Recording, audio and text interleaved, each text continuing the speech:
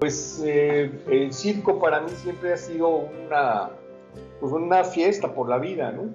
Cuando yo era pequeño, rehuí siempre las fiestas de cumpleaños, y cuando mis padres me decían que qué quería yo de cumpleaños, yo siempre, reiteradamente decía ir al circo, porque justo en la época de mi cumpleaños hacía temporada en la Ciudad de México, donde yo nací, donde yo crecí, el Circo Ataide, un circo de alta tradición mexicana, ¿no? Fui a vivir a una zona de la ciudad de Montreal relativamente cercana a las instalaciones del Cirque du Soleil, pues con la intención según yo, ¿verdad?, iluso de mí, de hacer trabajo de campo y de estar muy cerca de la institución, de la empresa, ¿no?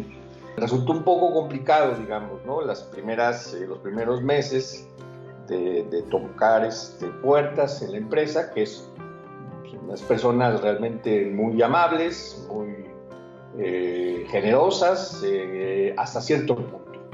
Porque después, cuando se trata de hacer investigación académica, no hay puertas abiertas y es bastante complicado.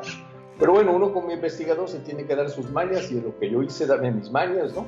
Y finalmente, bueno, creo que hice un trabajo interesante, sobre todo lo que yo menciono en el libro.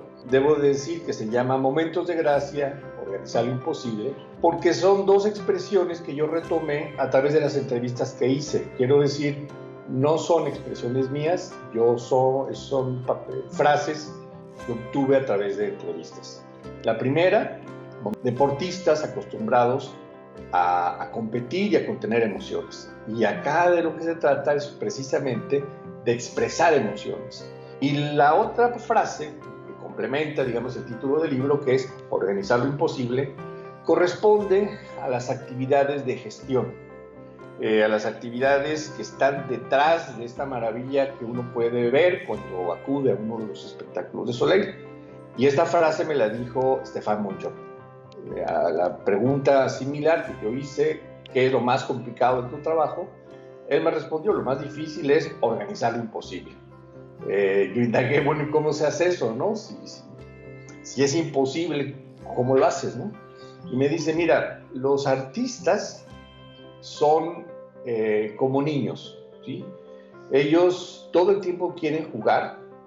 Yo ya había entrevistado, parece entonces, a Dominique Champagne, entonces por ahí hice vínculos, ¿verdad?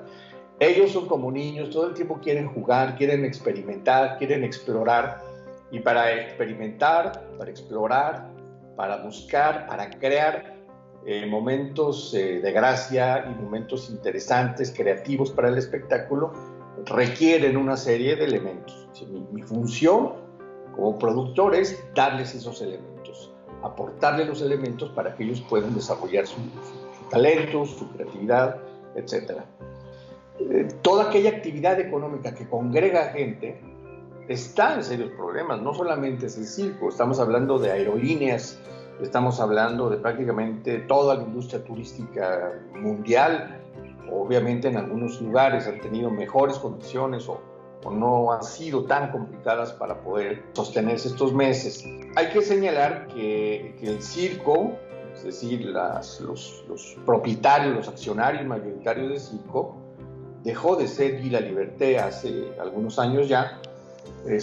Quizás un poco también él lo dijo en alguna entrevista que le hicieron, quizás un poco cansado también de tantos años, ya más de 30 años de estar bregando con el circo, la empresa que él forma, ¿no?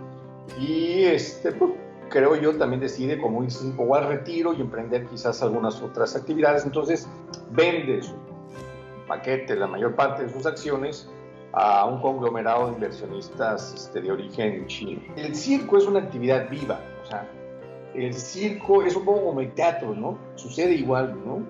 Que son espectáculos, que son artes vivas, artes presenciales, o sea, artes que sí puede uno ver el video, pero nunca va a ser lo mismo asistir a un espectáculo en vivo, como puede ser un espectáculo de danza, un espectáculo de teatro o un espectáculo de circo.